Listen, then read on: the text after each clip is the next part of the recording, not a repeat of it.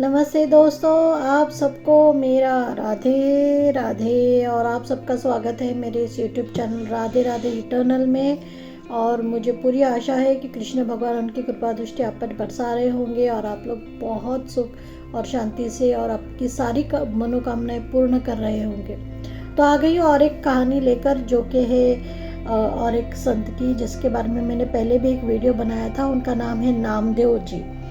तो जैसे मैंने बोला था, नामदेव जी जो है वो महाराष्ट्र के गांव के बहुत बड़े संत हैं। वो विट्ठल भगवान के बहुत बड़े भक्त थे और उनके नाम से कई ग्रंथ हैं और कई अभंग, कई कविताएं उन्होंने भगवान के नाम से लिखी है, जो कि बहुत ज़्यादा प्रचलित है। और ऐसा भी कहा जाता है कि नामदेव जी जो है इनके हाथ से विट्ठल जी खाना भी खाते थे, ऐसा कहा जाता है। तो आज आ गई हूँ आपके सामने एक नई कहानी लेकर। तो आज की कहानी है नामदेव जी और उनके एक शिष्य की। तो वह गाँव जाकर भगवान का नाम का प्रचार करते थे। वहाँ पर वो ग्रंथ पढ़ाना सिखाते थे, उसके बाद में श्लोक सिखाते थे और भक्ति गीत सिखाते थे अपने शिष्यों को। बहुत अलग अलग गांव में उनके बहुत ज़्यादा शिष्य थे। तो ऐसे गांव में जब वो गए थे और वहाँ पर उनका कीर्तन भजन हो गया, नामस्मरण वगैरह हो गया, श्लोक वगैरह सिखाना हो गया, उसके बाद में वहाँ का एक शिष्य था जिसने नामदेव जी से ये पूछा कि मुझे आपसे एक प्रश्न पूछना है गुरुजी। तो उन्होंने कहा, हाँ बोलिए, क्या पूछना है आपको। तो बोले, आप बोलते हैं कि भगवान चराचर में है, मीन्स हर एक चीज़ में भगवान है, हमारे अंतरात्मा में तो है ही, लेकिन दुनिया की हर वो चीज़ है, जैसे पेड़ पौधे, प्राणी हो गए, कोई वस्तु हो गई, जो भी हो गया उसमें भगवान है।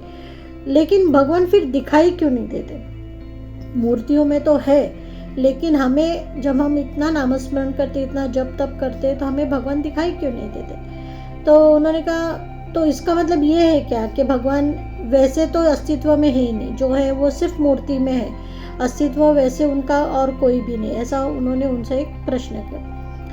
तो नामदेव जी ने बोला, हाँ ये बात तो बिल्कुल सही है तुम्हारी, ऐसा प्रश्न हर एक को होता है, हर कोई ये जानना चाहते हैं कि सच में भगवान है या नहीं, जिसका हम इतनी आराधना करते हैं, पूजा करते हैं, जिसका गुणगान हम गाते हैं। तो उन्होंने कहा, चलो आज तुम्हारा ये जो एक प्रश्न है, चलो आज इसका उत्तर मैं दे ही देता हूँ कि भगवान है या नहीं है। तो उन्होंने कहा, अच्छा तुम एक काम करो। बोले, एक पानी लेके आओ एक लोटे में और थोड़ा सा नमक लेकर आ जाओ। तो सारे जो दूसरे शिष्य थे उनको लगा, चलो आज कुछ नया देखने को मिलेगा, आज हमें पता चल जाएगा भगवान है या नहीं है। तो सब बहुत खुश थे और कुछ नया सीखने को मिलेगा गुरुजी से, इस बारे में उनको बहुत खुशी हो रही थी उस बात की। तो फिर उन्होंने बोला ठीक है। वो शिष्य लेकर आया, पानी लेकर आया और लोटा लेकर आया। और उसके बाद में फिर उन्होंने कहा, अच्छा ये पानी और ये लोटा तुम यहाँ पे रख दो। तो उसने वो लोटा और वो पानी वहाँ पे रख दिया। अब उन्होंने कहा, एक काम करो कि ये नमक जो है ये पानी में घोल दो। तो उसने वो पानी में घोल दिया, वो नमक घोल दिया उसने। और थोड़ी देर के बाद में उन्होंने कहा, अच्छा अब एक काम करो, दूसरे शिष्य को बोला, तुम एक काम करो, ये पानी में तुम्हें नमक दिख रहा है क्या। तो उसने कहा, नहीं मुझे तो नमक नहीं दिख रहा है। तो बोले ठीक है, वो पानी पी के देखो। तो उसने वो पानी पिया। तो बोले, अब तुम्हें क्या लग रहा है। बोले, पानी नमकीन लग रहा है, पानी में नमक है, ऐसा महसूस हो रहा है। जब पिया उसके बाद में वो महसूस हो रहा है। तो बोले, अच्छा ठीक है, अब तुम जाकर बैठ जाओ। उसके बाद में थोड़ी देर के बाद उन्होंने और एक शिष्य को बोला, उसको बोला, ये पानी जो है ना इसको उबालो, ये पानी को उबाल दो, पूरी तरीके से उबाल दो। तो बोले ठीक है। तो फिर दूसरा जो शिष्य था वो पानी उबालने का, बाकी जो शिष्य बैठे थे उनको पता ही नहीं चल रहा था कि क्या चल रहा है, नामदेव जी क्या बताना चाहते हैं हमको। वो बहुत आश्चर्यचकित थे और बहुत ही कुतूहल से वो सब चीज़ें वो देख रहे थे। तो दूसरा जो उनका शिष्य था जिसको पानी उबालने के लिए बोला, उसने पूरा पानी उबाल दिया। पूरा पानी उबालने के बाद में उसके नीचे जो था वो नमक था। तो बोले, अब तुम इसमें क्या देख सकते हो। तो बोले, इसमें अभी नमक दिख रहा है मुझे, पानी पूरा उबल गया, कुछ भी नहीं है, अब सिर्फ नमक है। तो बोले, नमक दिख रहा है ना तुमको, वैसे ही भगवान का जो अस्तित्व है वो सब में मिला हुआ। पहले जब एक शिष्य ने पानी पिया तो उसको नमक तो नहीं दिखा पानी में, लेकिन उसको वो पानी नमकीन लगा। इसका मतलब ये है कि भगवान जो है वो हर किसी चीज़ में घुल जाते हैं, मिल जाते हैं। जैसे हमारे शरीर में भी भगवान है तो वो हमारे अंतरात्मा में मिल चुके हैं। इसी तरह सारी चीज़ों में भगवान का जो अस्तित्व है वो मिला हुआ है।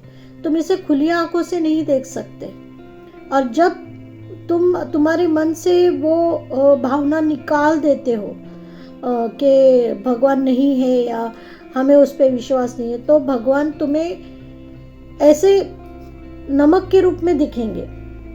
सिर्फ मूर्तियों में तुम्हें भगवान दिखेंगे, हर चराचर में तुम्हें भगवान नहीं दिखेंगे। तुम भगवान के अस्तित्व को ढूंढ रहे हो, भगवान का कोई अस्तित्व नहीं है। भगवान मानने पे है, अगर तुम मन से उनको मानते हो तो वो तुम्हारे अंतरात्मा में है। वो हर एक चीज़, हर एक कण में, हवा में भी भगवान है। तो भगवान को देखने के बजाय उनका स्मरण करना सीखो, उनको महसूस करना सीखो कि भगवान हमारे अंदर है। हर वो चीज़ जो हमारे सामने उसमें भगवान है, तो तुम्हें भगवान की प्राप्ति होगी। और ये सब तभी हो सकता है जब तुम नाम जप करो, भगवान का नाम जप करो, भगवान का ध्यान करो, भगवान के मंत्र श्लोक जब तुम गाते हो तो वो तुम्हारी अंतरात्मा तक पहुंचते हैं। और जब वो तुम्हारे अंतरात्मा तक पहुंचते हैं तो भगवान अपने आप ही तुम्हें दिखाई देने लग जाते हैं हर चीज़ में। ये जो कुछ है ये सब विश्वास है। विश्वास रखो, अपने आप पे विश्वास रखो, अपने खुद के ध्यान साधना के ऊपर तुम विश्वास रखो। तुम्हें भगवान हर चीज़ में दिखाई देंगे और प्रत्यक्ष रूप से भी तुम्हें दिखाई देंगे अगर तुम्हारी भक्ति सच्ची है तो इस तरह उन्होंने अपने शिष्य को भगवान के अस्तित्व के बारे में बताया। भगवान हर कण कण में है, हर चर में भगवान है, इसका उन्होंने उसको ध्यान कराया। तो दोस्तों ये थी आज की कहानी। तो इस कहानी से मैं सिर्फ इतना समझती हूँ कि हमें हमेशा भगवान का धन्यवाद करना चाहिए, भगवान का नामस्मरण करना चाहिए, भगवान की आराधना सच्चे मन से करनी चाहिए। तो हमें बाहर के, हमें खुद में भी भगवान दिखेंगे। जो हमारे अंतरात्मा में जो हमारे भगवान का वास है वो भी हमें खुद एक न एक दिन दर्शन देंगे और हमें हमारा जीवन कृतज्ञ करेंगे। तो ये थी आज की कहानी दोस्तों, और मुझे पूरी आशा है कि आपको ये कहानी पसंद आई होगी। और अगर आपको ये कहानी पसंद आई है तो प्लीज़ मेरे चैनल को लाइक, सब्सक्राइब और शेयर ज़रूर करें। और राधे राधे लिखना ना भूलें कमेंट में। और आपको कौन से और ऐसी कहानियाँ सुनने की इच्छा है मुझे बताएं, मैं ज़रूर आपके लिए वो लेकर आऊँगी और पूरी कोशिश करूँगी कि इस तरह से मैं प्रस्तुत करूँ कि आपको वो कहानी पसंद आए। तो दोस्तों मिलती हूँ आपसे फिर एक बार एक और नई कहानी के साथ में और एक नए संत के बारे में जानकारी लेकर। तब तक आप सबको मेरा राधे राधे।